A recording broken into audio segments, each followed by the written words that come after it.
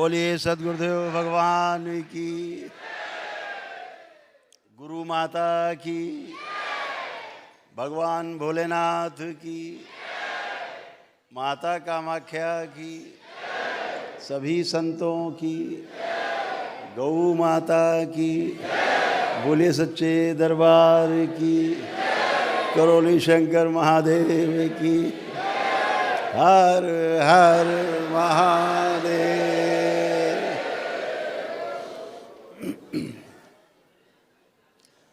दरबार में आज इस महासम्मेलन के तीसरे दिन आज 27 जनवरी 2024 को आप सभी का बहुत बहुत स्वागत है।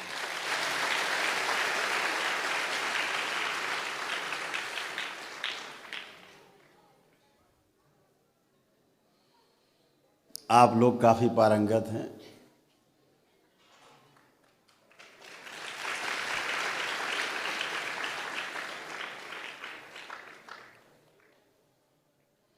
कई लेवल क्रॉस करके आप लोग आगे आए हैं।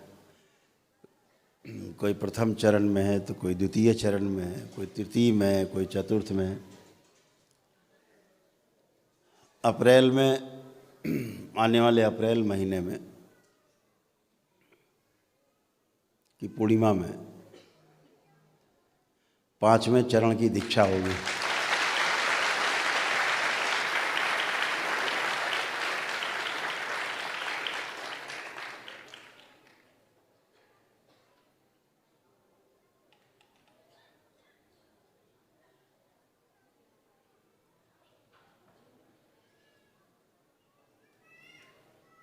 उस 5वें चरण की दीक्षा के उपरांत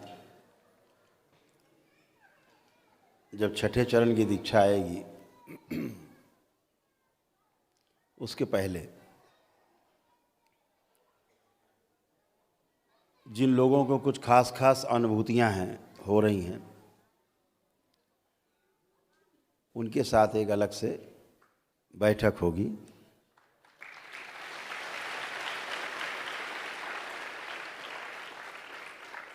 और उनको फिर एक नए ढंग से तराशा जाएगा।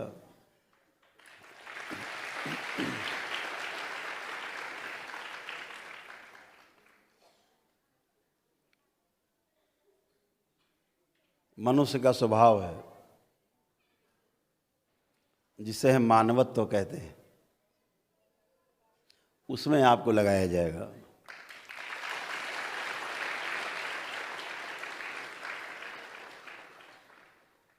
तो वो मानवत्व क्या है? मानवत्व है सोए हुए को जगाना।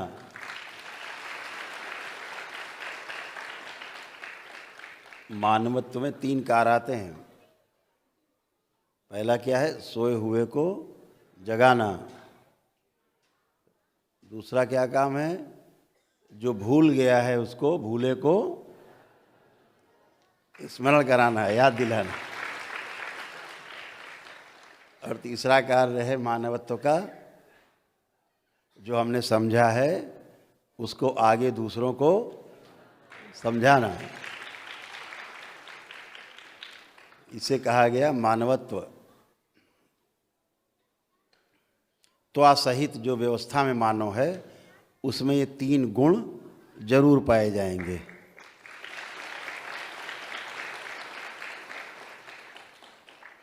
तो इस तरह से क्रम से सीढ़ी दर सीढ़ी परंपराएं बनती हैं। ऐसे ही परंपराएं बनी हैं हमारे देश में। हमारे ऋषि मुनियों की परंपराएं ऐसे ही बनी हैं। कई हजारों वर्षों की परंपराएं हैं जो हमको आज तक सूचनाएं दे रही हैं। वो परंपराएं कि ये ठीक है और ये ठीक नहीं है, ऐसा अनुभव से आया उनमें। वो अनुभव आज भी हमारे काम आता है। अगर वो अनुभव काम ना आता होता तो हम लोग कहीं जंगल में पड़े होते, है ना, खोज कर रहे होते। कि पानी कहाँ से निकाला जाए, हैं, भोजन कैसे व्यवस्था की जाए, यही सब कर रहे हो। तो परंपरा से हमें जो मिला है उसके लिए जितने पीछे हमारे ऋषि मुनि रहे हैं, जितने हमारे महापुरुष रहे हैं, उन सभी को हृदय से बारंबार धन्यवाद है।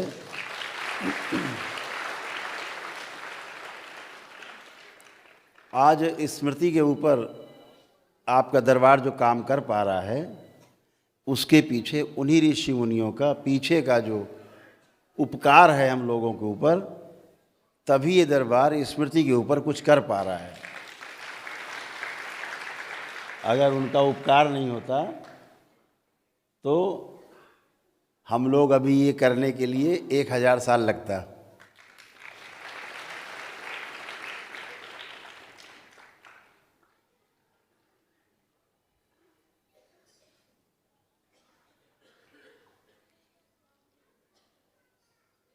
इस व्यवस्था में आप चूँकि तंत्र में दीक्षित हैं, कुछ लोग प्रथम चरण में हैं,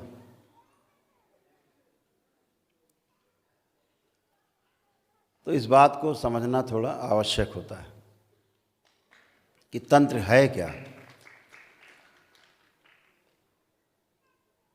पहली बार इस देश में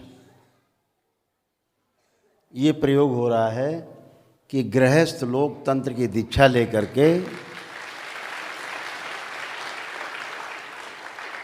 और इसको सफलतापूर्वक कर पा रहे हैं बगैर किसी नुकसान के, ना स्वयं को नुकसान ना दूसरे को नुकसान। क्योंकि तंत्र एक व्यवस्था है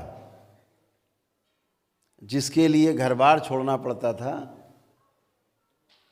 वो समय दूसरा था। और घर बार छोड़ के जाते कहाँ थे? परिवार छोड़ा, एक घर छोड़ा तो कहीं जंगल में बना लिया या किसी आश्रम में शामिल हो गए, वो भी घर हो गया।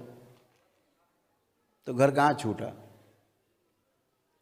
एक परिवार अपना छोड़ा, सैकड़ों परिवार आश्रम में होते थे, तो परिवार कहाँ छूटा? धन से दूरी बनाई, श्रम से दूरी बनाई, आश्रम में रह के वही करना पड़ता है। आश्रम में भी यही होता है।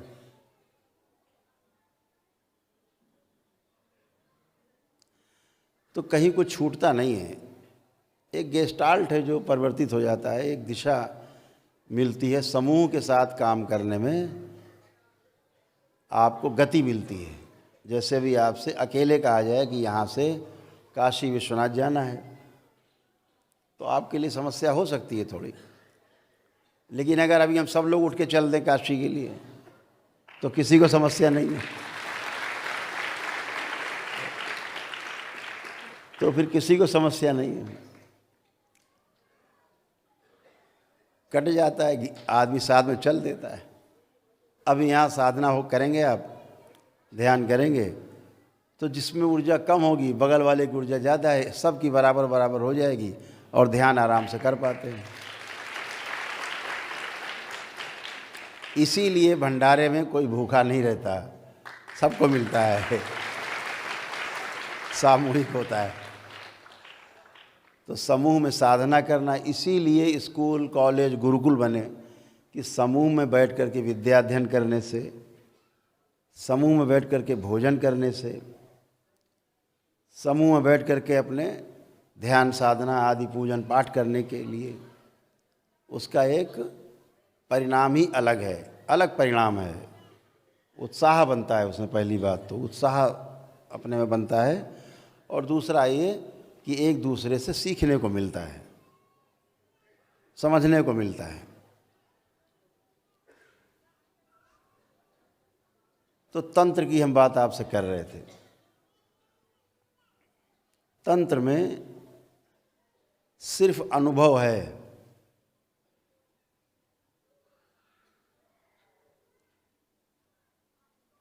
तंत्र एक व्यवस्था है, प्राकृतिक व्यवस्था है। भगवान शिव ने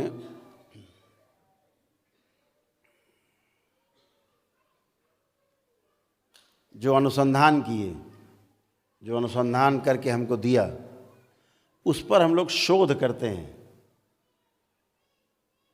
तंत्र पर अनुसंधान तो भगवान शिव के द्वारा हो चुका, बचा ही नहीं, अब तो शोध है।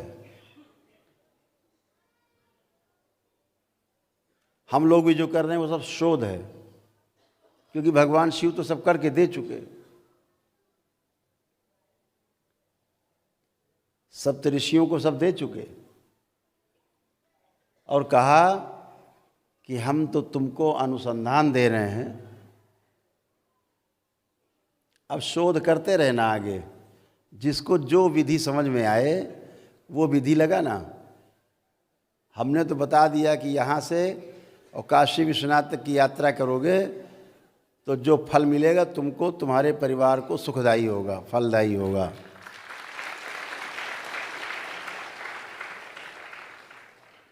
अब तुम जूते पहन के यहाँ से वहाँ तक जाते हो कि नंगे पैर जाते हो, कि कुछ खा पी के जाते हो कि उपवास करके जाते हो, रुक रुक के जाते हो कि निरंतर चलते हुए जाते हो, अब ये आपको तय करना है। लक्ष्य दे दिया, अनुसंधान है, यहाँ से वहाँ तक जाने में आपको लाभ जरूर होगा। ऐसे भगवान शिव ने जो विधियाँ दी हमें, वह विज्ञान भैरव तंत्र के नाम से प्रसिद्ध है।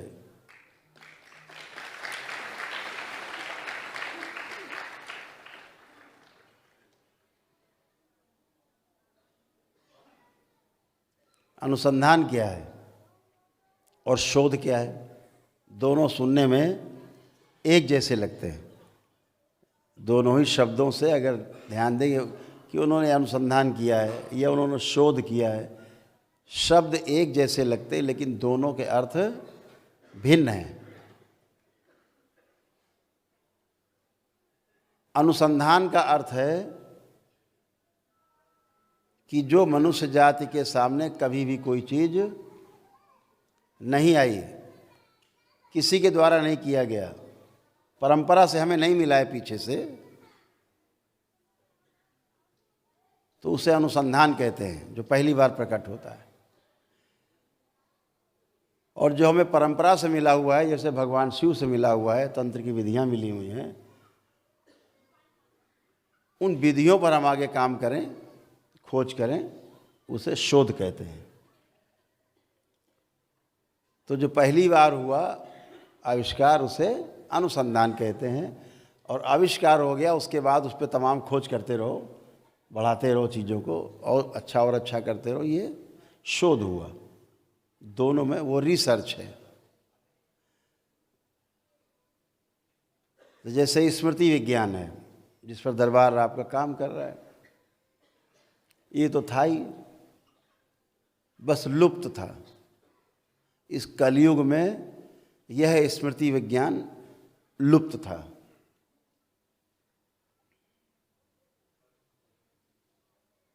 केवल उसके पन्ने खोले गए हैं, किताब खोली गई है। स्मृतियों से रोग और स्मृतियों से ही स्वास्थ्य, ये दरबार का अनुसंधान है।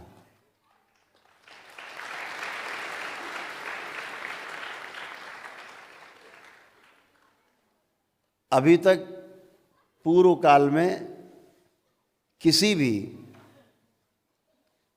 काल में ऐसा नहीं रहा, इस कलयुग में, कि स्मृतियाँ इसकी हटा के उसमें डाल दो, उसकी हटा के निकाल के नष्ट कर दो, अच्छी वाली इस हाथ में, खराब वाली इस हाथ में निकाली, नष्ट कर दी, अच्छी वाली डाल दी और आप चंगे। जैसे मोबाइल में सिम कार्ड बदलते ही जो है व्यवस्था बदल जाती है, ये नहीं था। स्मृतियाँ तो थीं, स्मृतियों पर 18 ग्रंथ लिखे हुए हैं, लेकिन वो स्मृतियाँ हैं जो लोगों ने कंठस्थ कर रखी थी, उनके अंदर स्मृतियाँ थीं, उन्होंने बाद में उसको लिपिबद्ध किया है, वो स्मृतियाँ हैं। जैसे मनुस्मृति, उसमें आप लोग सुनते होंगे, एक ग्रंथ का नाम बहुत सुनते होंगे, मनुस्मृति। ऐसे ही 17 और स्मृतियाँ हैं।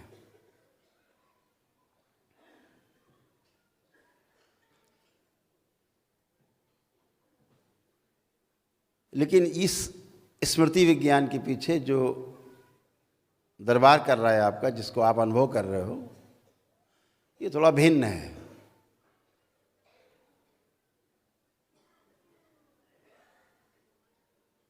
स्मृतियाँ पहले श्राप या वरदान के रूप में काम करती थी।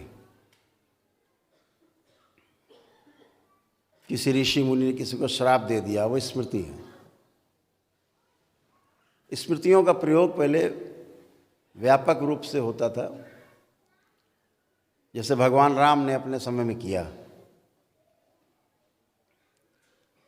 जब खरदूषण का युद्ध भगवान राम और लक्ष्मण से हुआ है, तो भगवान राम ने उस त्रेता युग में स्मृति विज्ञान का प्रयोग किया है। त्रेता में क्या किया? जितनी सेना थी खरदूषण की, सबको राम बना दिया।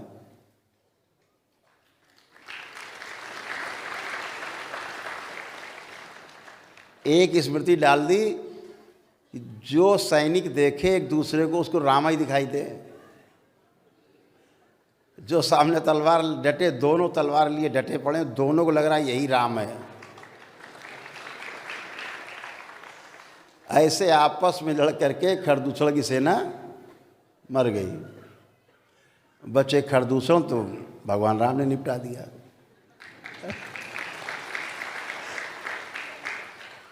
ऐसे किया गया स्मृति विज्ञान का प्रयोग। भगवान श्री कृष्ण ने भी स्मृतियों का द्वापर में प्रयोग किया है, बहुत बार किया है।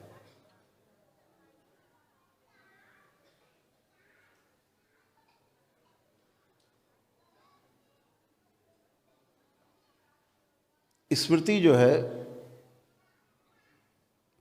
स्मृति विज्ञान जो है, बहुत उन्नत विज्ञान है।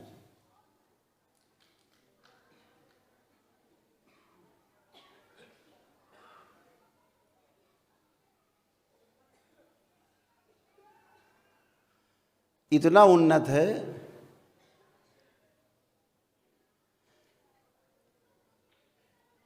कि आप उस तरफ कदम बढ़ा रहे हैं एक एक,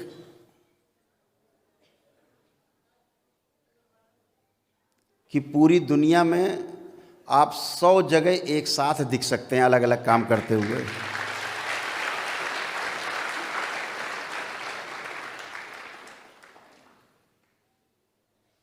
एक साथ 100 जगह से खबर आएगी, भैया वो तो यहाँ है। दूसरा कह के नहीं वो तो यहाँ है। तीसरा कह के नहीं वो तो हमारे साथ है। चौथा कह के अभी भी गए हैं। ऐसे कर स्मृति विज्ञान है।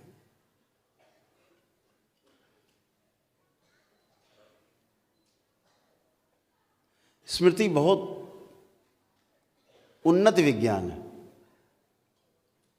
जैसे यहाँ एक बिटिया रहती है हम लोगों के बीच में, बहुत नाम सुना होगा आप लोगों ने, बहुत दिनों से हमारे पास में है, अपने पति के साथ जो है यहीं शादी हुई। माही नाम सुना, कुछ लोगों ने सुना।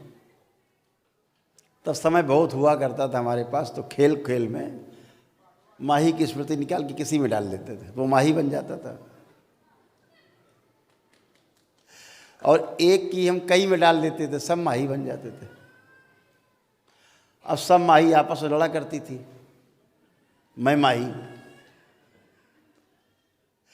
और मजे की बात तब होती थी कि 4 माही अकेले असली वाली माही को पकड़ लेती थी।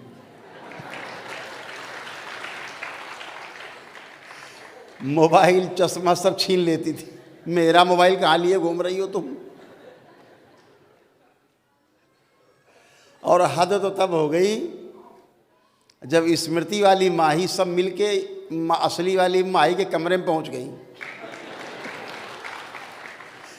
कि तुम यहाँ क्या कर रही हो, बाहर निकलो, ये कपड़े तुमने क्यों पहने हमारे, उतारो। अगले दिन माही है यहाँ है, अच्छा बाहर हो। अगले दिन माही रोते हुए कि गुरुदेव हमको बचाओ इन माहियों से।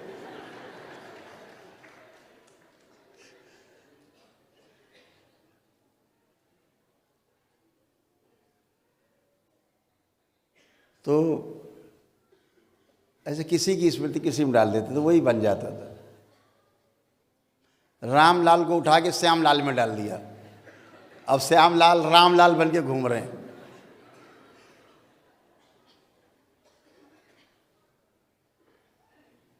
यहाँ भी कई लोग ऐसे बैठे हैं जिनको बनाया गया था, ऊपर है बैठे।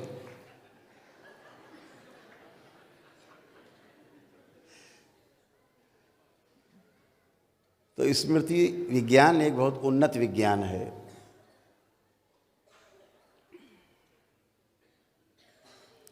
जब आप एक एक कदम बढ़ेंगे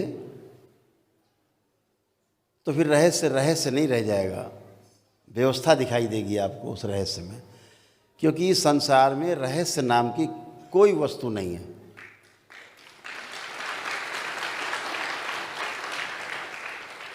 और इस संसार में चमत्कार नाम की भी कोई वस्तु नहीं है। आपने कभी होते हुए नहीं देखा और फिर होते हुए देख लो वैसा, तो आपको चमत्कार लगता है। उस चमत्कार की जब आप विधि नहीं जानते हैं तो आपको रहस्य लगता है। ये दोनों ही नहीं होते, दोनों नकली हैं। इस संसार में ना कोई चमत्कार है और ना ही कोई रहस्य है, कुछ नहीं। जहां आपने समझा चमत्कार गायब, तो फिर कहाँ चमत्कार, रहस्य गायब। जहाँ विधि आपको पता लग गई फिर कहाँ रहस्य बचा, तो होता ही नहीं है। रहस्य तो वो जो कभी पता ही न लगे, विज्ञान उसका। तो ऐसे आप एक एक कदम वहाँ चल रहे हैं, चढ़ रहे हैं, आगे बढ़ रहे हैं, जहाँ आपको बहुत आनंद आने वाला है।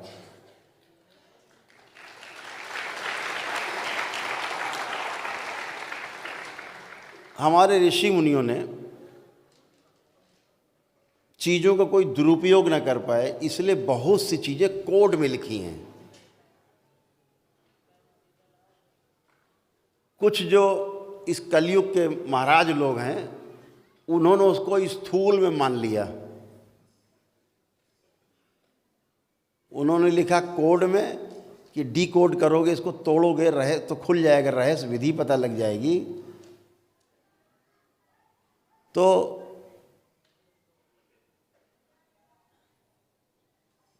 बात समझ में आ जाएगी, कोई दुरुपयोग नहीं करेगा।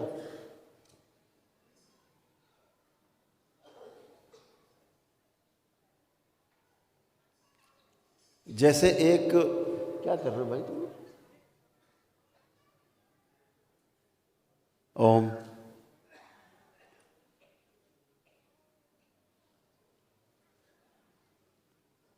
एक बार हमारे एक मित्र यहाँ थे, रजिस्ट्रार थे, तो उनके यहाँ एक मुल्ला जी बैठे हुए थे। हम भी पहुँचे तो पहले से मुल्ला जी भैंस चढ़े हुए थे, और जो रजिस्ट्रार थे पांडे जी, बेचारे गौ भक्त थे और देवराहा बाबा के बहुत ही अभिन्न, कहा जाए, उनके कार्यों में सहभागी थे। और उनके ही पद चिन्हों पे चलना, उनके जो बनाए गए छोटी छोटी नियम थे उनके अनुसार चलना, बड़े साधु प्रवृत्ति के अधिकारी थे। हैं मतलब अभी थे, क्या मतलब हैं ही। तो वो महाराज एक बैठे थे मौलाना जी, तो उन्होंने कहा कि तुम्हारे ग्रंथ में ये लिखा है, बहस चल रही थी। हमने पूछा भैया काहे इतना गरम गरम चल रहा है माहौल? तो उन्होंने कहा कि ग्रंथ में आपके लिखा है कि जब आपके यहाँ यज्ञ होता था, जब भी यज्ञ होते थे, तो पहले मांस खाना पड़ता था, गौ मांस। और गौ मांस खा करके फिर जब वो गौ मांस खा लेता था उसके बाद वो यज्ञ करने का अधिकारी होता था ब्राह्मण। तो ब्राह्मण गौमांस खाने के बाद ही तभी यज्ञ करते थे। हमने कहा यार बात तो तुम एकदम सही कह रहे हो मौलाना,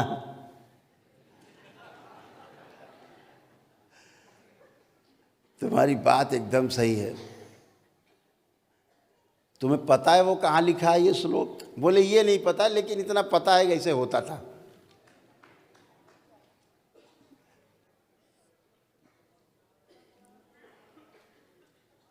तो हमने कहा मौलाना कभी जाना बाजार में और हठ योग प्रदीपिका खरीदना, उसमें लिखा है और ये बात सत्य लिखी है कि गौमांस भक्षण करने के बाद ही कोई ब्राह्मण यज्ञ करने का अधिकारी होता था। लेकिन हमने कहा मुल्ला जी पहले जो लिखा है उसको डिकोड तो करो। तो कोडे पकड़े हो, इसको खोल दो पहले, इसके अंदर असली बात क्या है। ऊपर तो लिखा है मांस भक्षण करते थे, अंदर पढ़ो क्या है, क्या लिखा है क्या, गौ क्या है, गौमांस क्या है, पता है आपको? तो उसमें साफ साफ लिखा है कि जो ब्राह्मण ध्यान साधना के द्वारा समाधिस्थ हो सकते थे, समाधि में पहुंच सकते थे, समाधि अवस्था में, वह ही केवल यज्ञ करने का राजा जनक के यहाँ अधिकारी था।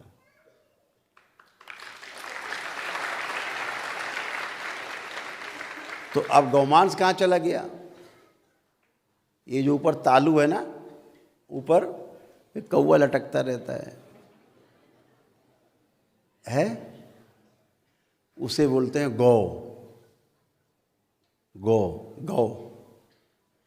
और उससे जो रष्ट पकता है साधना के दौरान, उसको बोलते हैं गौमांस।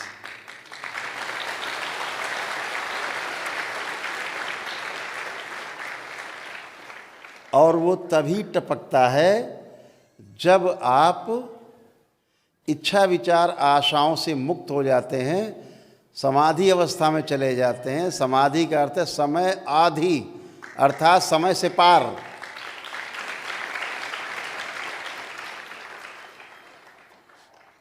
तो समाधि अवस्था में जाने पर वो ग्रंथि खुलती है, उससे रष्ट पकता है और अमृत है वो, अमृत। जो ये कर सकता था वो यज्ञ में बैठने का, हवन कराने का, यज्ञ कराने का अधिकारी था। तुमने तो कोडे पकड़ लिया सीधे सीधे। भाई डिकोड तो करो, खोलो तो। क्यों है क्या चीज़ गौमांस? वो गौमांस है, साफ साफ लिखा है एकदम स्पष्ट। 3 श्लोक अलग अलग हैं, तीनों में लिखा है।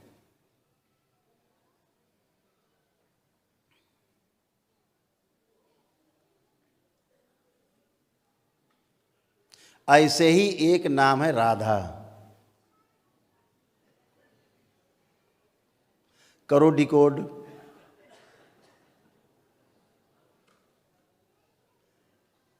हमारे महापुरुषों ने रखा एक नाम राधा।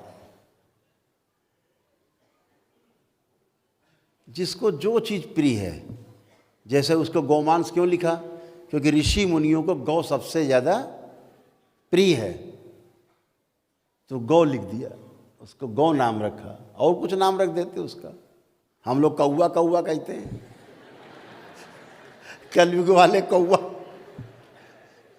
हमारे ऋषि मुनि कहते थे गौ। अब ये कौवे में आ गए। अब बताओ, तो जिसको जो प्रिय होता वही नाम। जैसे हमें भगवान श्री कृष्ण प्यारे हैं सपोज, तो परिवार में कोई बच्चा होता है तो कृष्ण के नाम पे ही कन्हैया कोई रख देता है, कोई श्री कृष्ण रख देता है, कोई किशन लाल रख देता है? जिसको जो नाम, कोई रणछोड़ दास लिख देता है। जिसको जो पसंद आया भगवान के नाम रख देता है।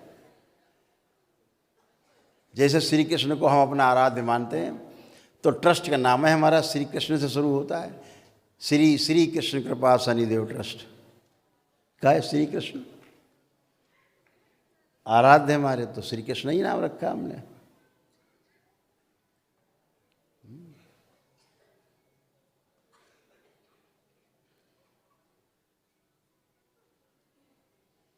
यहाँ स्वामी जी बैठे हमारे साथ 25 साल से, पिछले छोड़ के वृंदावन गोकुल छोड़ के यहाँ आ गए हमारे पास, 25 साल से साथ ही हमारे।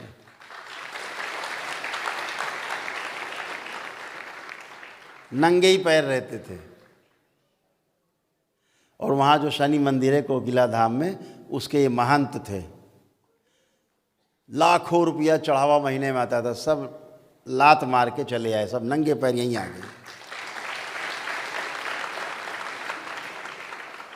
तब से गए ही नहीं, कहाँ जाएं। आनंद में रहने वाले व्यक्ति हर जगह आनंद में है। पिछले 25-26 साल तो हो गए स्वामी जी बैठे, फिर नहीं गए दोबारा, ये बैठे स्वामी।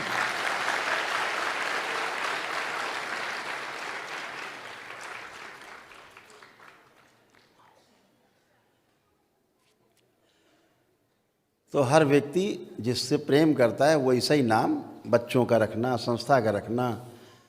ये अगर आप प्रेम नहीं करते तो आप वो नाम कभी नहीं रख सकते। ना बच्चों का नाम रखेंगे, ना संस्था का नाम रखेंगे, आप कुछ भी नहीं रखेंगे। तो ऐसे प्रेमवश ऋषि मुनि जो साधना करते थे, उन्होंने एक नाम रखा, राधा। राधा माने क्या? जो हमारी समझ है उतनी हम बात कर रहे हैं भाई, ज़्यादा ज्ञानियों की बात हमें नहीं पता, अपनी बात कर रहे हैं हम लोग। राधा एक बहुत प्यारा नाम है, बोलने में बहुत लगता है कि जैसे कमल से खिल रहे हैं, अच्छा लगता है बोलने में। अरे दिन भर करते हो राधा रमण हरि बोल,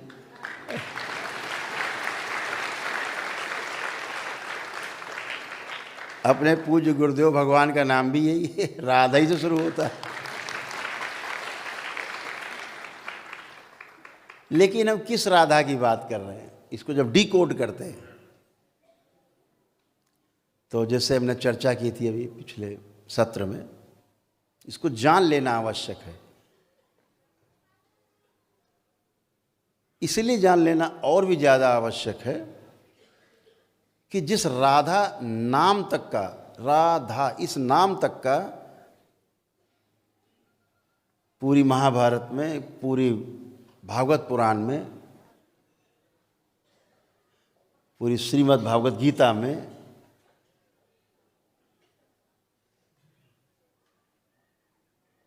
एक नाम तक नहीं कहीं लिखा है राधा।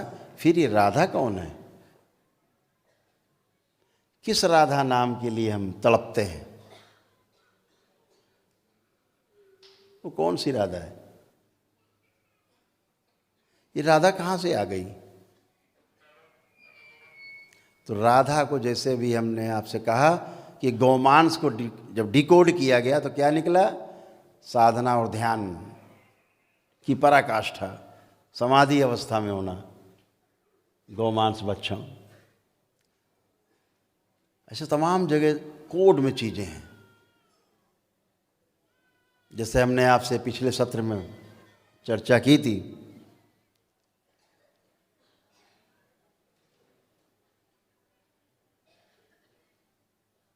कि रावण खुली आँखों से अपनी नाभि पर विराजता था, आँख बंद करता था तो सहस्रार पार ब्रह्म परमेश्वर की स्थिति में होता था रावण, महाविद्वान। खुली आँख से नाभि पर रहना और आँख बंद ध्यान में गए तो पार ब्रह्म, यहाँ से बाहर ये ब्रह्म है, इससे बाहर पार ब्रह्म परमेश्वर। ऐसे रावण जैसे महाविद्वान को क्या समझते हो आप? जिसने काल तक को अपने चारपाई पे बांध रखा हो, उसका नाम रावण था।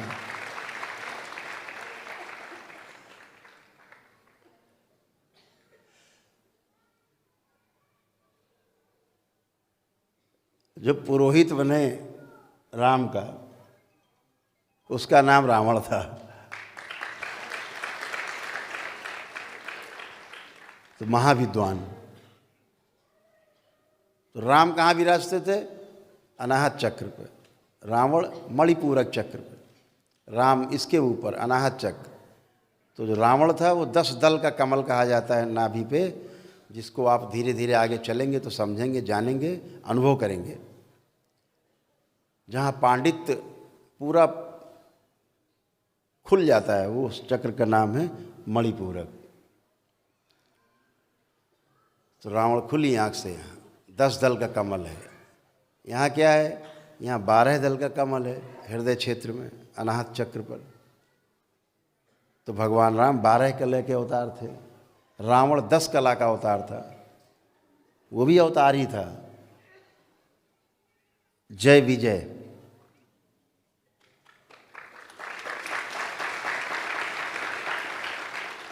भगवान विष्णु के 2 गण थे ना, जय विजय।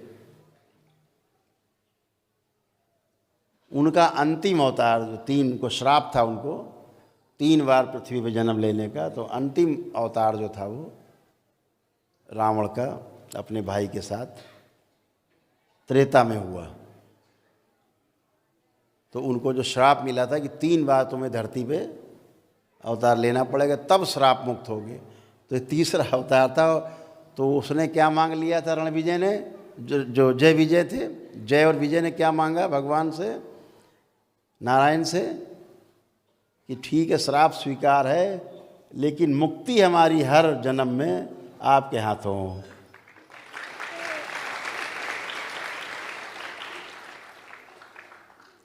तो द्वापर तक चला मामला, द्वापर तक, अंतिम द्वापर में हुआ। अंतिम जो तीसरा जन्म था वो द्वापर में जाकर समाप्त हुआ।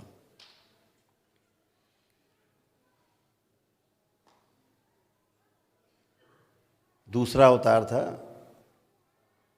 धरती पर जय विजय का, वो रावण के साथ हुआ था।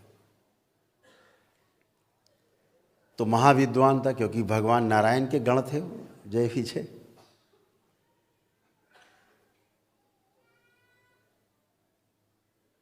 भगवान राम 12 कलाओं के अवतार थे, स्वयं नारायण के अवतार थे, 12 कलाओं के ज्ञाता थे। यानी खुली आंख से वो यहाँ रहते थे। आपको पता है एक बात राज की, बताते हैं।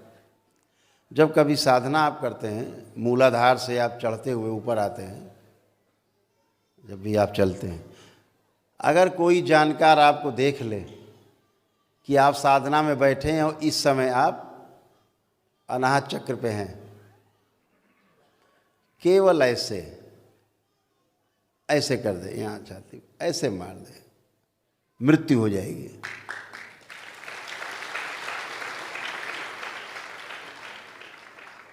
चोट लग जाए वहां तो मृत्यु हो जाएगी। अगर देख ले कि इस समय किस चक्र में आप हैं, कहाँ पर हैं, तभी विभीषण ने कहा भगवान राम से, प्रभु इसकी नाभि में रहता है, ये खुली आंख से युद्ध कर रहा है, ये खुली आंख से है, इस समय नाभि पर है, खुली आंख से यहाँ रहता है। मार दिया, रावण धराशायी हो गया। तो राम यहाँ विराजते थे खुली आंख से। साधारण मनुष्य मलमूत्र द्वार के बीच में जो स्थान है नीचे, उसे मूलाधार कहते हैं।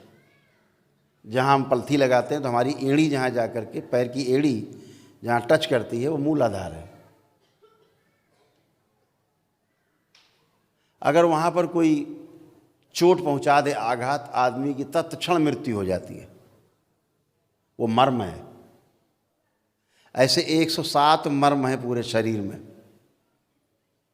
उनमें से कुछ मर्म ऐसे हैं जो सीधे मृत्यु देते हैं, उनमें से मूलाधार भी है।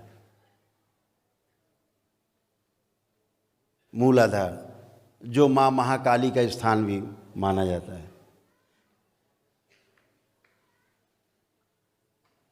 कभी चर्चा करेंगे ना कि माँ के हाथ में खीर क्यों है, माँ के हाथ में खडक क्यों है, माँ के हाथ में दैत्य क्यों है, कटोरा क्यों है माँ के हाथ में। जब प्रतीक आपके सामने खुलेंगे, डिकोड करना,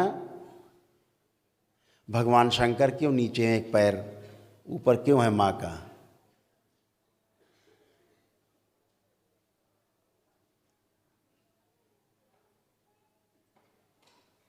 जब वो डिकोड होगा तो आपको समझ में आएगा ये केवल चित्र नहीं है, ये अनुभव है जो आपको होगा साधना में।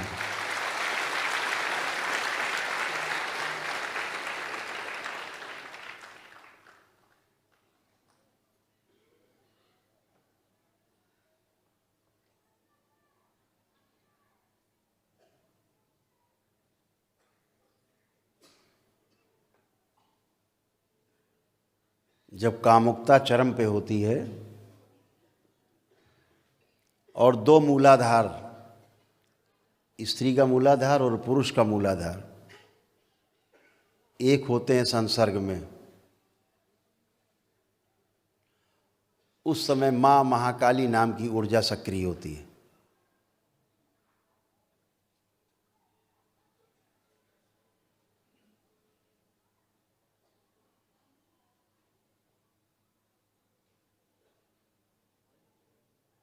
खून, नरमुंडों की माला, ये आपके वीर और स्त्रियों के रज में पाए जाने वाले जीवाणु हैं। एक जीवाणु में शक्ति है, एक स्त्री या पुरुष बच्ची या बच्चा उत्पन्न करने की स्थूल रूप में एक संसर्ग में लाखों जीवाणु निकलते हैं, लेकिन एक ही जीवाणु जो है माँ के गर्भ में प्रवेश करता है, बाकी सब मर जाते हैं, उससे स्थूल शरीर बनता है।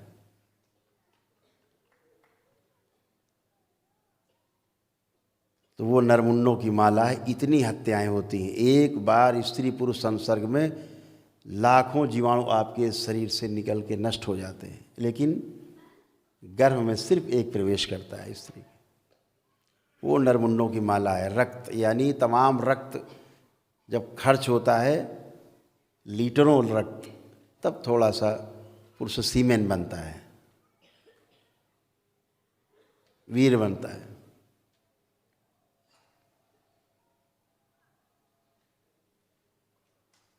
जब तक स्खलन नहीं हो जाता तब तक चैन नहीं।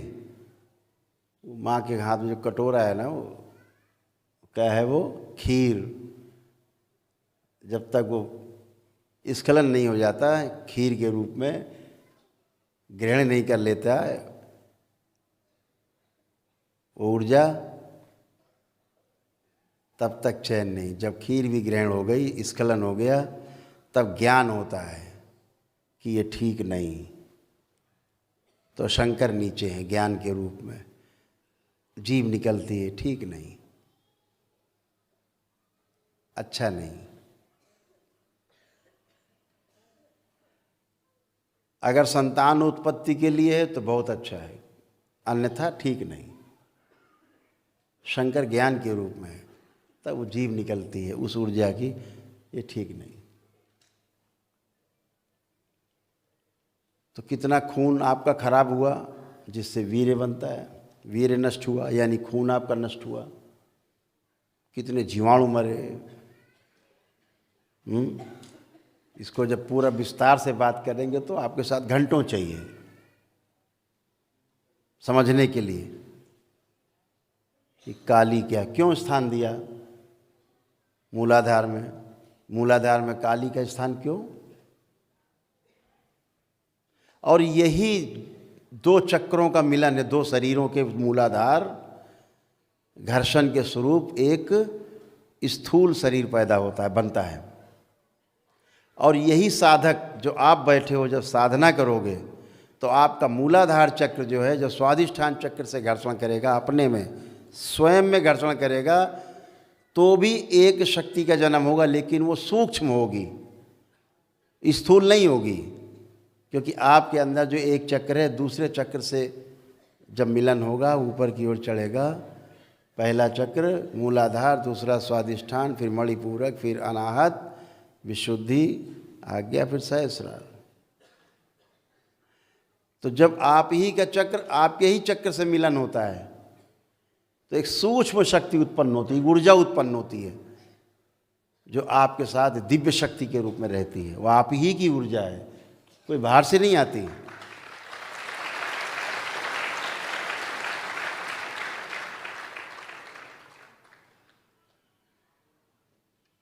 आपके 4 शरीर स्त्री और पुरुष के रूप में है, पता है?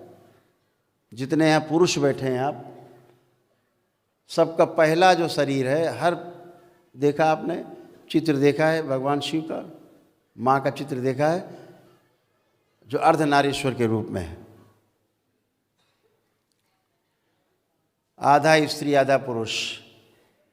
ऐसे हर पुरुष का जो पहला शरीर है वो पुरुष का शरीर है, उसका दूसरा शरीर स्त्री का है, तीसरा फिर पुरुष का है और चौथा शरीर उसका फिर स्त्री का है। ऐसे स्त्रियों का पहला शरीर स्त्री का है, उसका दूसरा शरीर पुरुष का है, तीसरा फिर स्त्री का है, चौथा पुरुष का है। आपने देखा होगा ना, बच्चे आते हैं, लड़कियां लड़के बने खड़े होते हैं मेरे सामने, लड़के लड़कियां बन जाते हैं, केवल घूम जाता है ऐसे, वो तमाम बच्चे आते हैं, फिर संतान उत्पत्ति नहीं होती, शादी करने का मन नहीं होता। तो पहला शरीर पुरुष का, दूसरा शरीर स्त्री का, तीसरा फिर पुरुष का, चौथा फिर स्त्री का। इसीलिए पुरुष का चौथा शरीर जो स्त्री का है, पांचवा शरीर जिसको हम बोलते हैं ब्रह्म शरीर।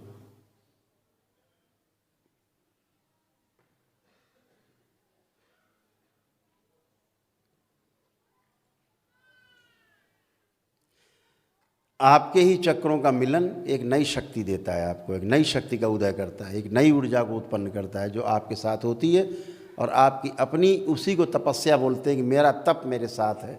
वही तप आपके साथ है जो आपके ही चक्रों का, आपके ही चक्रों से मिलन है, ऊपर चढ़ते जाते हैं।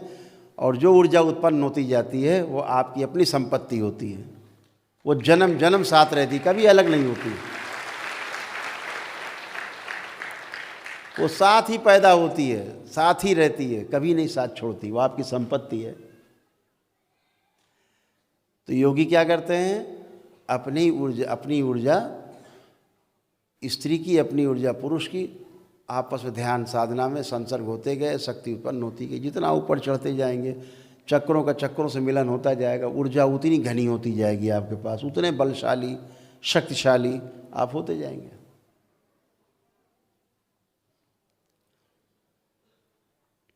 तो जब डिकोड करने बैठते हैं, चीज़ों को खोलते हैं, तो समझ में आता, रहस्य टूट जाता है।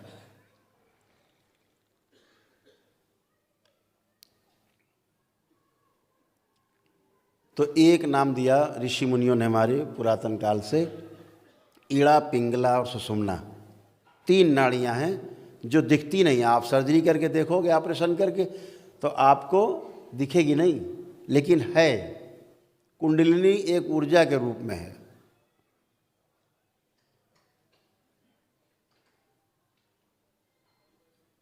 तो जब आपका कुंडलिनी आपकी जागृत होती है और ध्यान साधना के द्वारा आप धीरे धीरे ऊपर की ओर गति करना शुरू करते हैं, तो उस नाड़ी का नाम है, बीच में जो रहती है उसका नाम है सुषुम्ना। बाईं तरफ नाड़ी वो ईड़ा है, जो दाहिनी तरफ नाड़ी है वो पिंगला है। लेकिन जो बीच में है, जिसको क्रॉस करते हुए गति करती है नाड़ी, उसका नाम सुषुम्ना है। सुषुम्ना माने ज्ञान की नाड़ी, जिसमें ज्ञान है, जिसके द्वारा ज्ञान आप प्राप्त करते हो।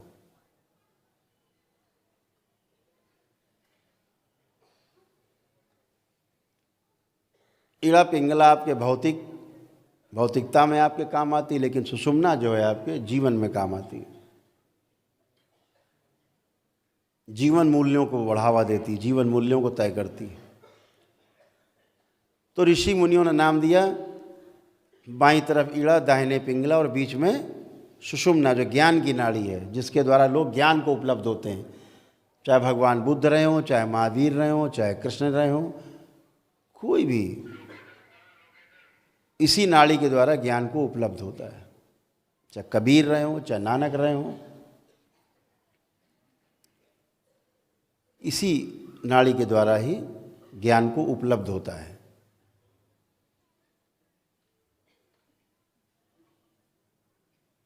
जिसकी जिसमें श्रद्धा, मैंने पहले बताया, वो ऐसे ही नाम रख लेता है, बच्चों के या किसी भी चीज़ों के। कुछ लोगों ने इसका नाम रखा गंगा, जमुना, सरस्वती। गंगा ईड़ा नाड़ी को कह दिया, ठंडी है, ठंडी नाड़ी है, बाईं नाड़ी ईड़ा, दाहिनी पिंगला नाड़ी गर्म है, तो जमुना नाम रख दिया। और जो लुप्त है, नाड़ी दिखती नहीं है, सुषुम्ना, उसका नाम रख दिया सरस्वती। सरस्वती नदी आपको मिलेगी नहीं गंगा जमुना सरस्वती संगम में।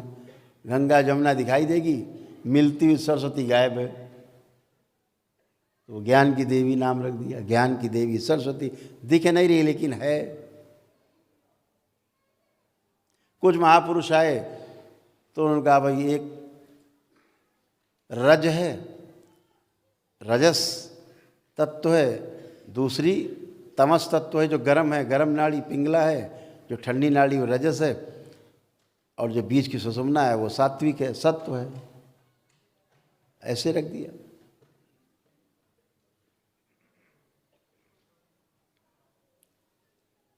तो सबने अपने अपने अनुसार नाड़ियों के नाम रख दिए। इसी को प्रैक्टिकल में जब ले जाते हैं तो बोलते एक तरफ सुख है, एक तरफ दुख है।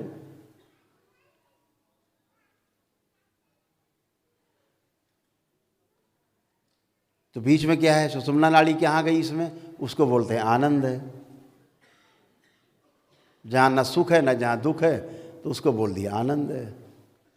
ऐसे बोले एक तरफ दिन है, एक तरफ रात है, तो बीच में क्या है, तो संध्या है। आपको संध्या नहीं दिखती, आपको दिखता है बस शाम होने वाली है या सवेरा होने वाला है, लेकिन जो संधि काल है वो आप नहीं देख पाते। ऐसे नाम रखे लोगों ने। ऐसे ही लोगों ने नाम रख दिया, ठंडी नाड़ी को बोल दिया रुक्मणी, ठंडी थी थोड़ा, माँ महालक्ष्मी का अवतार थी वो। गर्म नाड़ी को रख दिया सत्यभामा, थोड़ा उनको बताया जाता है बहुत क्रोधी थी थोड़ा सा, तो सत्यभामा। बीच में एक नाम रख दिया राधा, ज्ञान की नाड़ी। अब ज्ञान की नाड़ी राधा क्यों रखा, राधा नाम कहाँ से आया, राधा ही क्यों रखा, इसलिए रखा कि जो ऊपर की ओर चढ़े वो राधा और जो नीचे की ओर बहे वो धारा।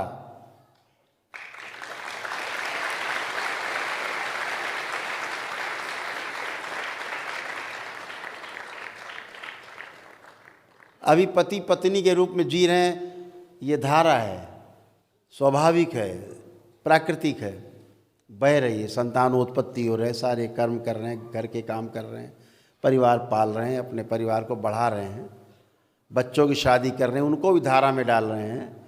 धारा में बहना, संतान उत्पत्ति में जाना, वो धारा है, बह रही है निरंतर।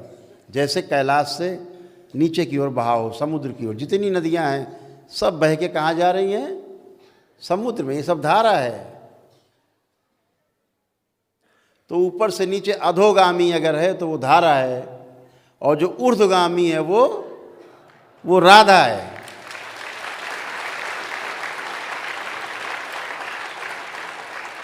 इसीलिए राधा नाम आया, क्योंकि धारा को उल्टा कर दिया।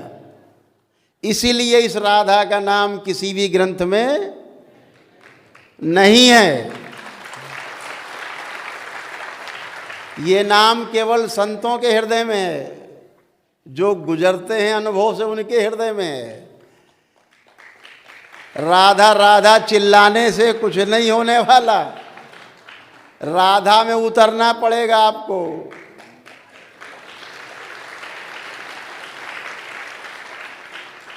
वो राधा है जो ऊपर की ओर गति करती है।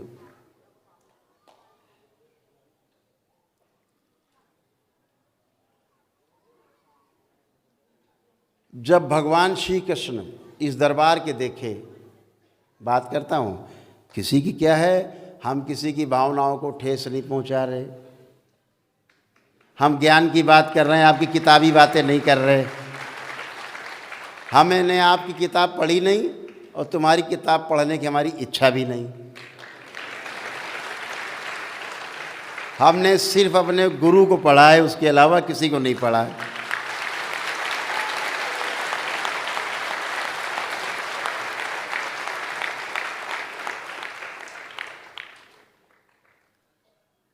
तो राधा वो है जो ऊर्ध्वगामी है, ज्ञान की नाड़ी सुषुम्ना। राधा जो पति पत्नी संसर्ग में जाते हैं वो धारा है। तो धारा को उलट दिया, ऊपर की ओर चल पड़े, अपने चक्रों की ओर चल पड़े, अपने ही चक्र से अपने चक्र के मिलन का नाम राधा।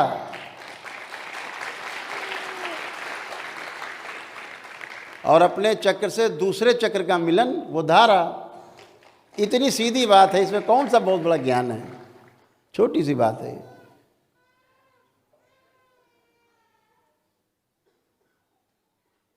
भगवान श्री कृष्ण योगेश्वर, पहले भी कहा, योगेश्वर। इस दरबार के देखे, जब वो ध्यान साधना में ज़्यादा लीन रहने लगे,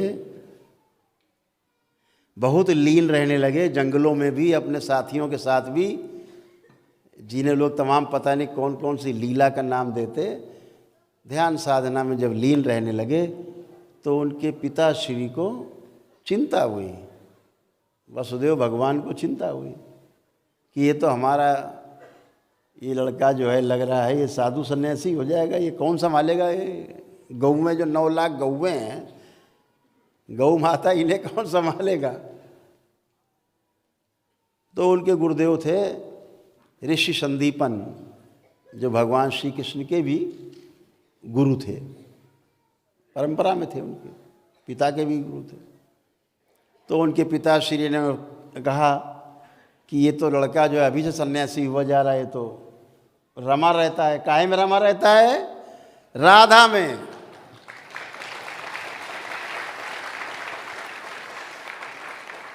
श्री कृष्ण 8 साल की अवस्था से ही किस में रमे थे, राधा में। शरीर वाली राधा नहीं थी, 8 साल के बच्चा शरीर की राधा से क्या लेना देना। अपनी राधा में मगन थे, ऊर्ध्वगामी थे, योगेश्वर थे वो।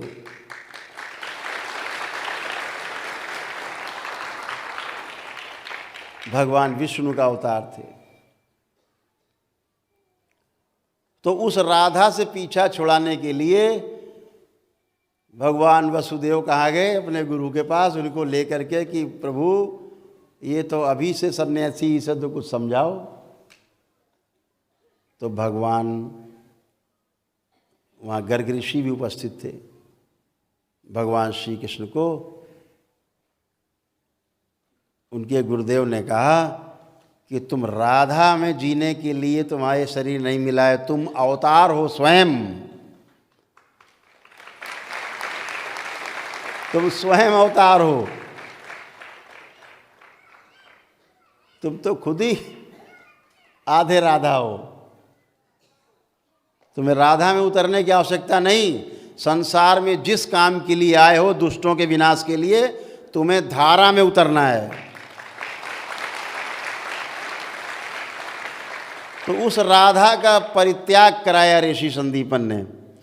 पलट करके 115 वर्ष तक,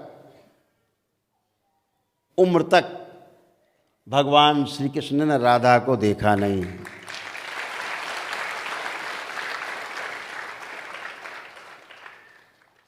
एक 115 वर्ष की उम्र में जब भगवान श्री कृष्ण पहुँचे, तब पुनः से उन्होंने राधा को धारण किया है। क्योंकि धारा के सारे काम उनके पूरे हो चुके थे। तो जो उनके गुरुओं ने उन्हें कहा कि तुम जिस कार्य के लिए आए वो धारा में रह कर के पूरे हो सकते हैं, तुम साधु संत बन कर के ये काम नहीं कर पाओगे। तो धारा में जीना है। धारा में जीना मतलब राजसी ठाट बाट से जीना है, गृहस्थी में जीना है। तो जब काम लक्ष्य पूरा हो गया भगवान श्री कृष्ण का, तो 115 वर्ष की उम्र, जहाँ पे जब कहा गया कि राधा मिली उनको 119 साल की अवस्था में, मृत्यु के समय। कोई मृत्यु साधारण मृत्यु नहीं थी, धारा की मृत्यु थी और राधा से मिलन हुआ फिर से।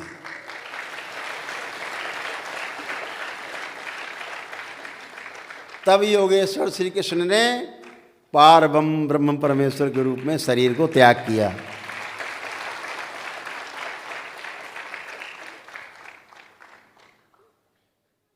जो हमने देखा वो बताया।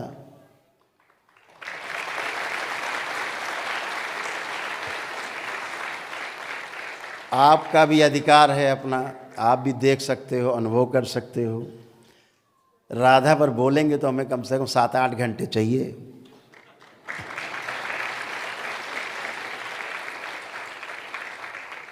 तो वो प्यारी राधा है, वो जिसके लिए हर मनुष्य तड़पता है, जिसके लिए आदमी जन्म लेता है,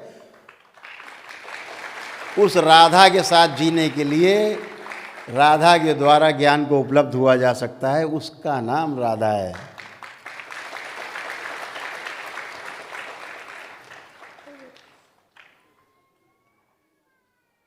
कुछ भाई लोगों ने उनको स्थूल में जन्म दे दिया, कुछ ग्रंथों में तो ऐसा लिख डाला है कि भगवान श्री कृष्ण के पास कोई काम ही नहीं था, दिन भर गोपिकाओं के साथ नाचना कूदना, झाड़ी में जाना, वो झाड़ी में छुपना, इतने काम उनके पास था विचारों के। बहुत महान महान लोग इस देश में पैदा हुए, पता नहीं कौन से ज्ञान चक्षु से देख डाला उन्होंने।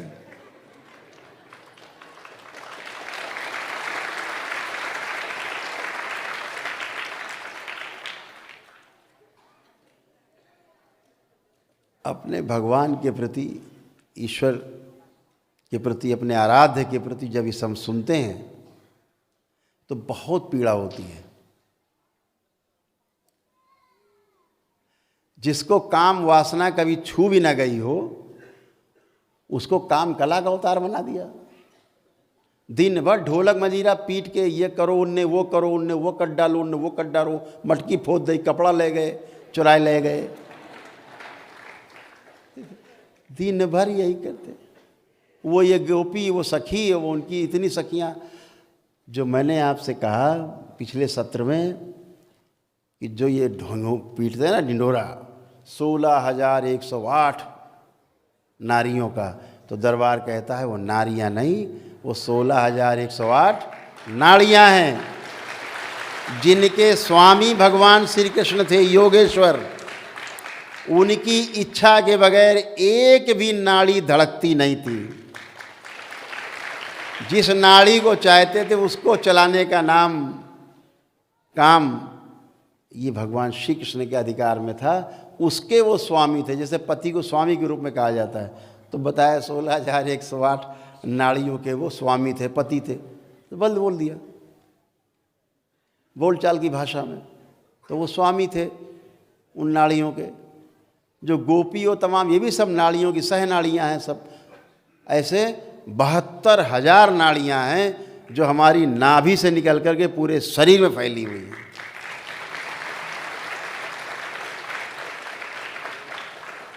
भगवान श्री कृष्ण का इन सब पर एक एक नाड़ी पर नियंत्रण था। और इतने नहीं किया, लिखने वालों ने और आगे लिख डाला, बोले 16,108 उनकी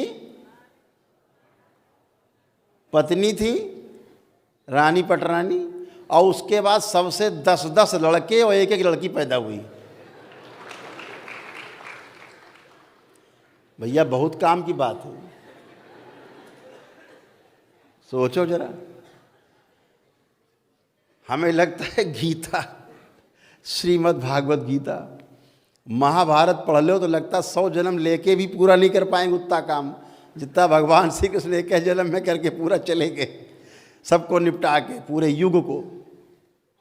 और वो दिखा रहे हैं भैया इनके पास एक ही काम था, 16,108 नारी, और सबके 11-11 पैदा, बिल्कुल सेट है नियम, 11-11 पैदा हुए। अच्छा ऐसा हो सकता है? किसी की मान लो कुछ धर्म ऐसे हैं, कुछ मजहब हैं जिनमें 4-4 पत्नी रखे हैं उन लोग, तो क्या सबके 11-11 होते हैं? ऐसा लिखा महाराज जी आप लोगों ने, आपको बहुत बहुत धन्यवाद, ताकि लोगों का ध्यान तो आकृष्ट हो। अरे भगवान श्री कृष्ण हमारे आराध्य हैं,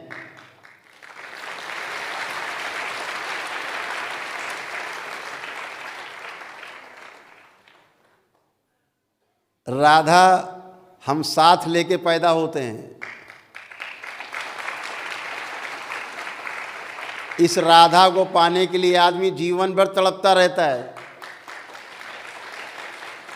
इस राधा के लिए भगवान श्री कृष्ण भी तड़पे थे, लेकिन गुरुओं के आदेश पे उन्होंने राधा का परित्याग किया और धारा में जिए। अगर वो धारा में नहीं जिए होते तो कहीं कोई रहा माखन चोर कह रहा, कोई रण छोड़ कह रहा, तो कोई ये गोपिका लेके भाग गए, कोई कपड़ा लेके भाग गए, नहा रही थी लड़कियां, ये नहीं लिखा होता। धारा में जिए। तो इसको समझने जैसा है, जब डिकोड करते हैं चीज़ों को, तोड़ते हैं कोड को, तो तब चीज़ें निकलती हैं। मोबाइल में आपके कोड लगा है, जब तक वो नहीं खुलेगा अंदर कुछ नहीं दिखेगा।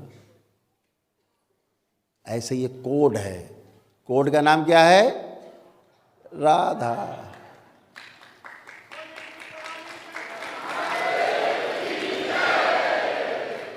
तो इसी राधा में आपका चलने का समय अब आ गया।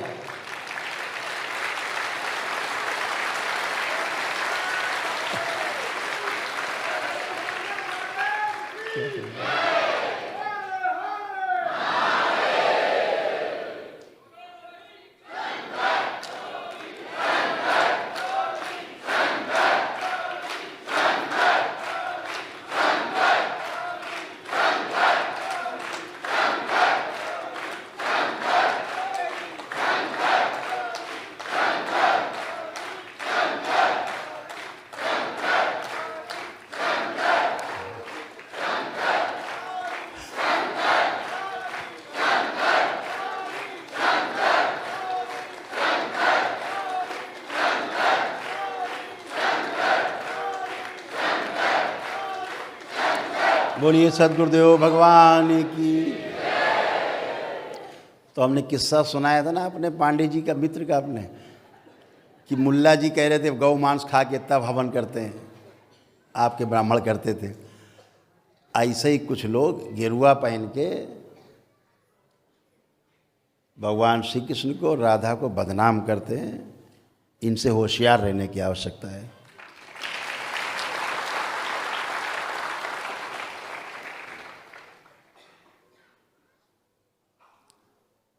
तो चलिए आज पहले एक छोटा सा कार्यक्रम हो जाए। जो प्रथम चरण में जो दीक्षा पाए वो किधर है? हाथ उठाएं। ओह, पूरा एक तरफ कब्जा है, ठीक है।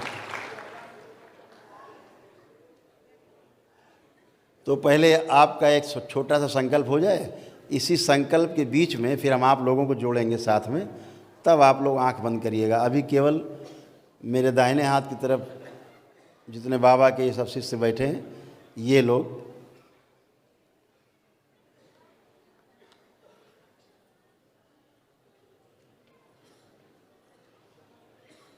इसमें है।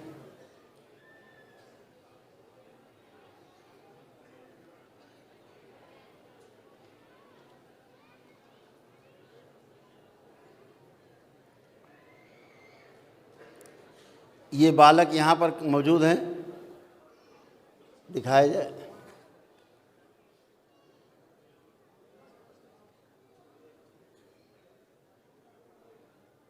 क्लोजअप करोगे? ये बालक यहाँ मौजूद हैं।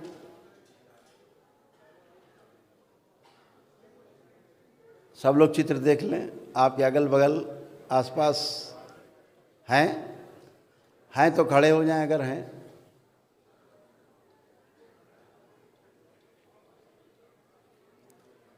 आसपास देख लीजिए, नहीं है?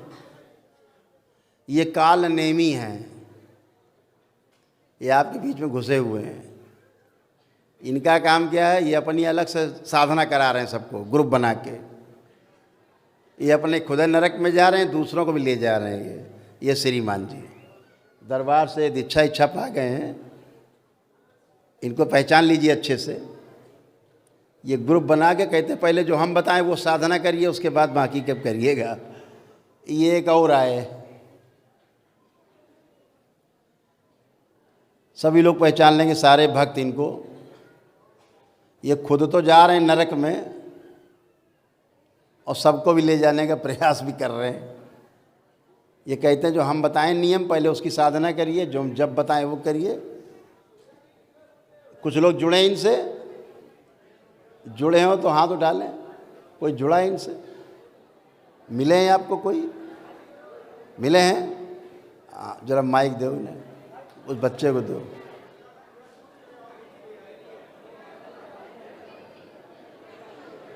ऐसे लोगों से होशियार रहना है।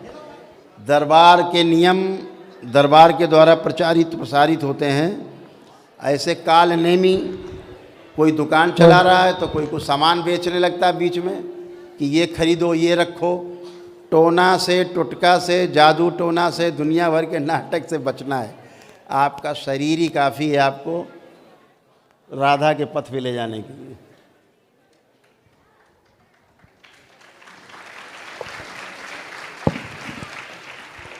माइक दो बच्चे को।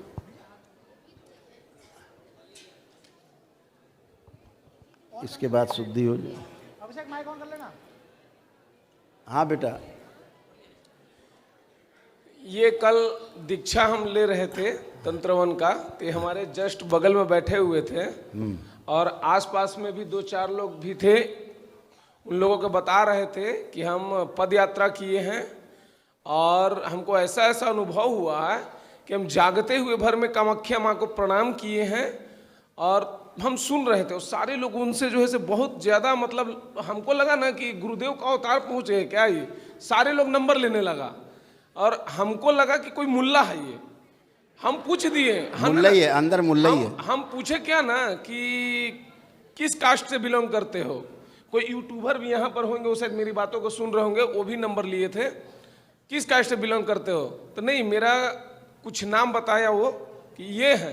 तो हम बोले कि भाई तुमको बहुत अनुभव हो रहा है।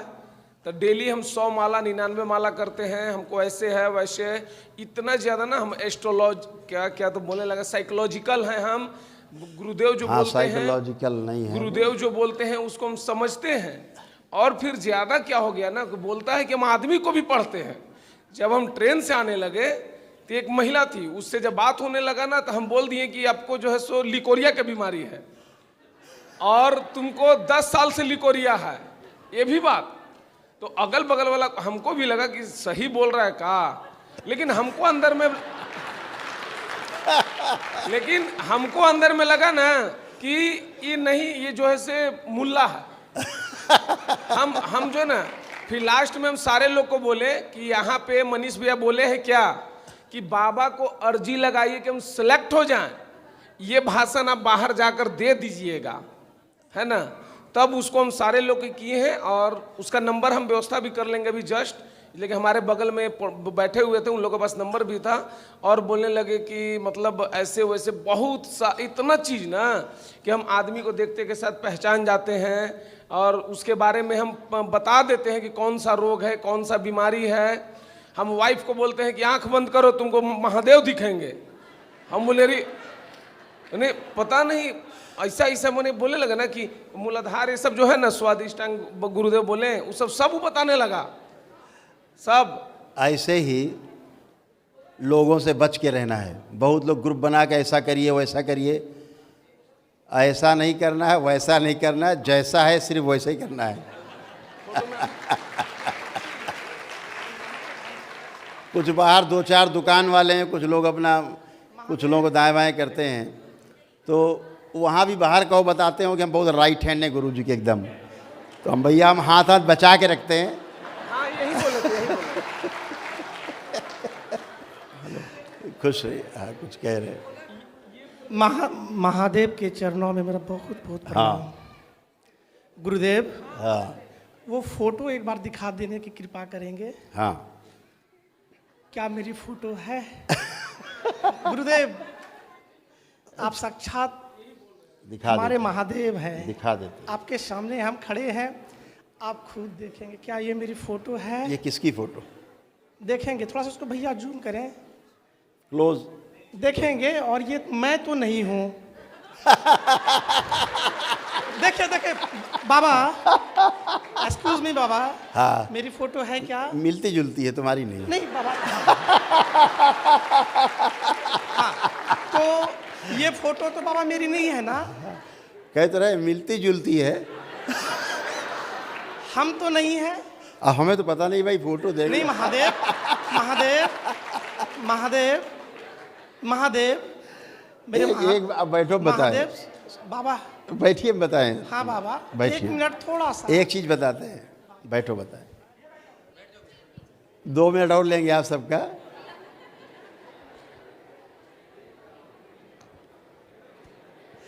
यहाँ इतने लोग बैठे हैं, है ना, यहाँ इतने लोग बैठे हैं, जरा सब लोग आंखें बंद करें।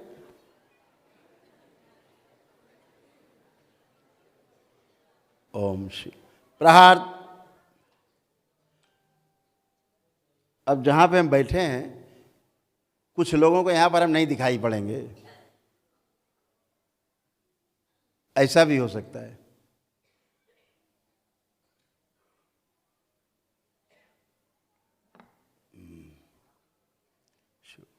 प्रहार 5 बार बोलिए ओम नमः शिवाय।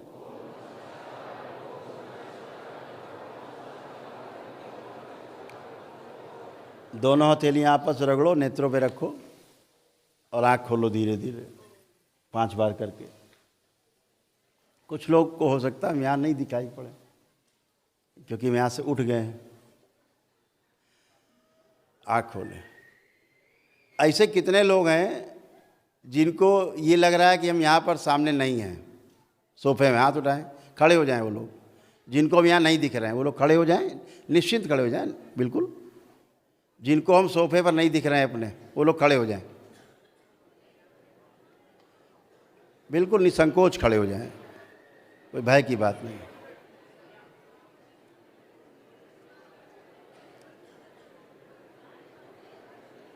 अभी इतने लोग हैं जिनको हम यहाँ नहीं दिख रहे हैं।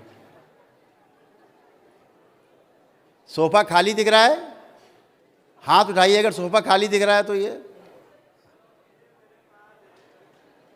बैठ जाएं, बैठ जाओ। शिव वापस। एक दिन आप सबको इसी तरह पहुंचना है।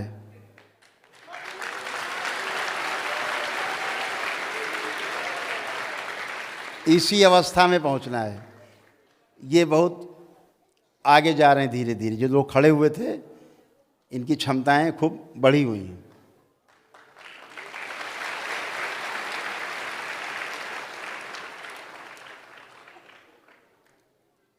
देख लिया दरबार की शक्ति को, अनुभव किया।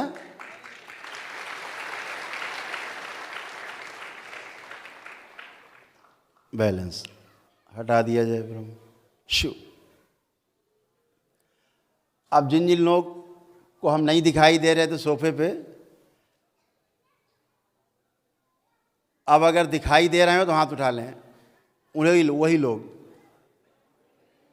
अब दिख पा रहे हैं, ठीक, हाथ नीचे कर लिए। बैलेंस। अब दिख पा रहे हैं। ये तंत्र है।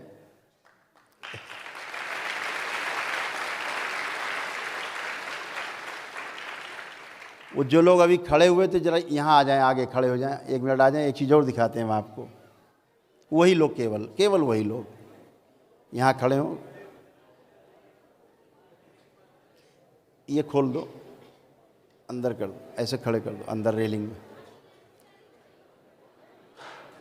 हाँ खोल दो, ऐसे अंदर खड़े हो जाओ लाइन से बेटा, ऐसे खड़े हो। केवल वही लोग जिनको हम सोफे पर नहीं दिखे थे, खड़े हो जाए।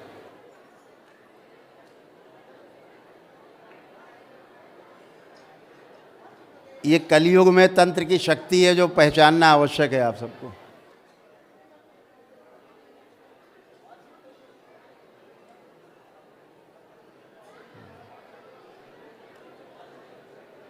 खड़े हो जाएं, आराम से खड़े हो जाएं, आराम से खड़े हो जाएं।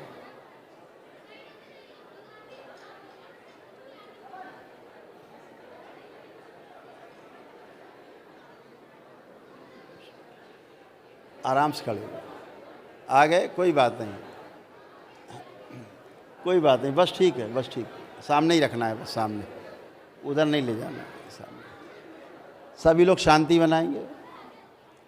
बोलिए सद्गुरुदेव भगवान की।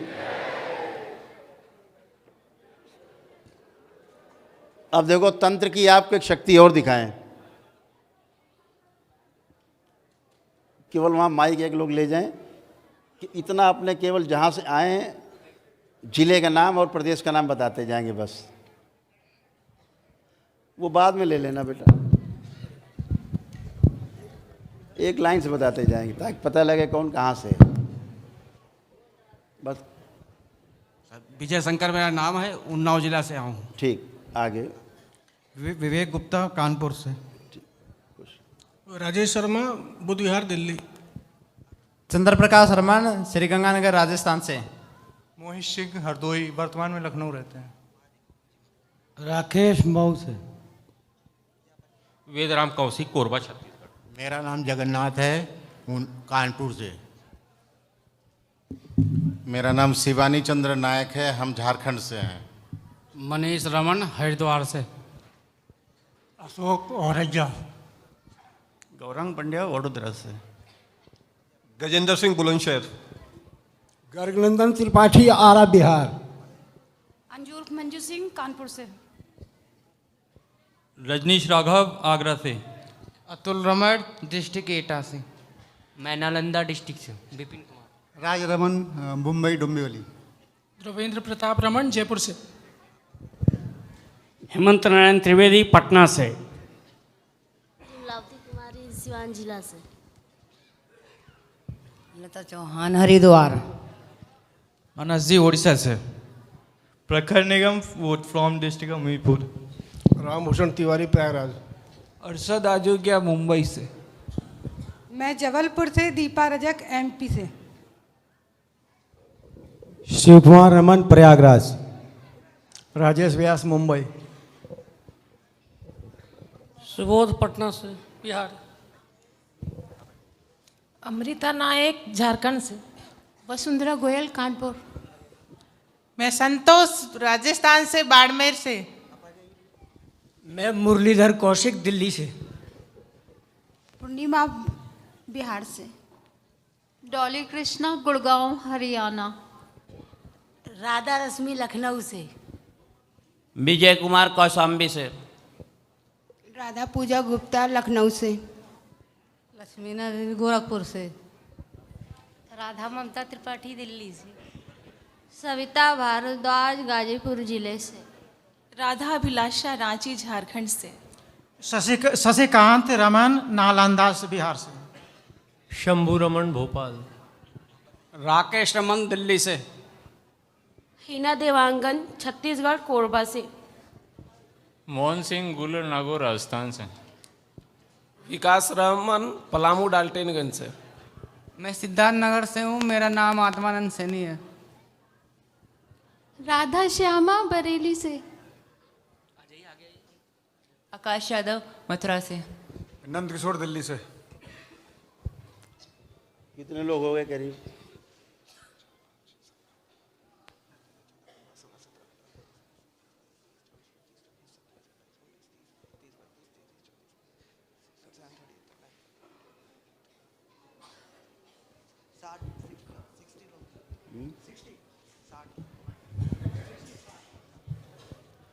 करीब 60-62 लोग हैं जो इतना आगे बढ़ चुके हैं।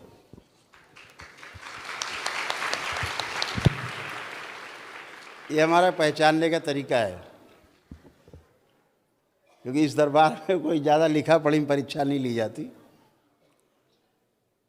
अभी आपको एक चीज़ और दिखाते, जैसे आप लोग आंखें बंद करें, जो आप लोग खड़े हैं आंखें बंद, ओम। अभी हम आपको पूरे मंच पे कम से कम 10-10 जगह दिखाई देंगे सबको, ठीक है? देखो, शु प्रहार, शुद्धि, बैलेंस, सबसे पीछे बांधिए, शु।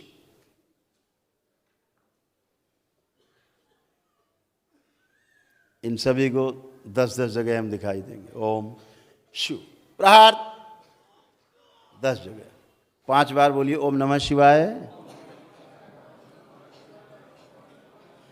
लेकिन सोफे पर नहीं दिखाई देंगे।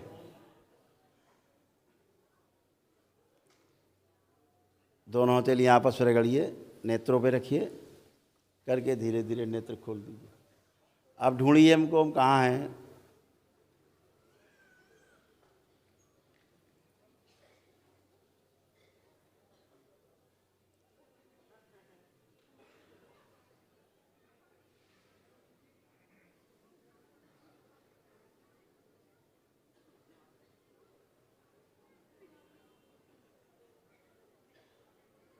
आँख खोल करके देखिए, आँख खोल के।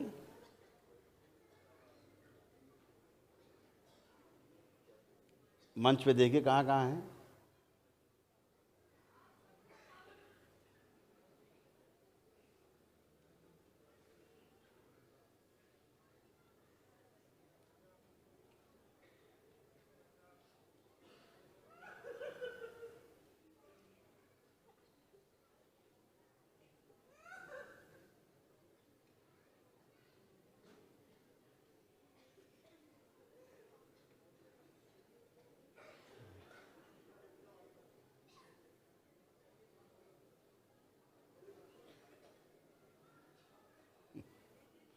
बैलेंस, नेत्र बंद, वापस दृष्टि।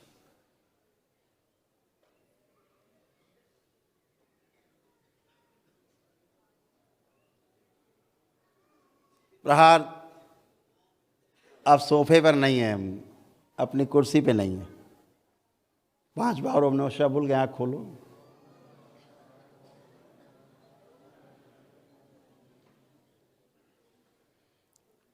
हथेली रगड़ के नेत्रों पर रखें, 3 बार करके आँख खोलें। अब ऐसे कितने लोग हैं यहाँ जिनको सोफे पे नहीं दिख रहे हैं? हम हाथ उठाएं वर्तमान में। 1 2 3 4 5 6 7 8 9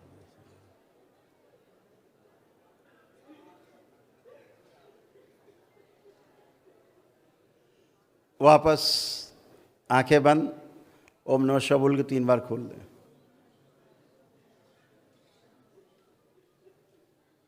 अब देखें सब लोग, हम हैं सोफे पे, हैं, दिख रहे हैं? इन सब लोगों के नाम लिख लेना बाद में, नाम, टेलीफोन नंबर। एक अलग से हम लोग इस पर फिर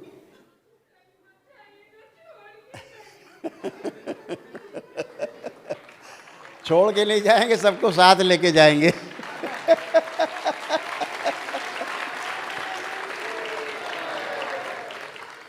खुश रहिए, खूब खुश रहिए, ठीक है। अब आप लोग बैठ जाएं अपने स्थान पे, बैठ जाएं।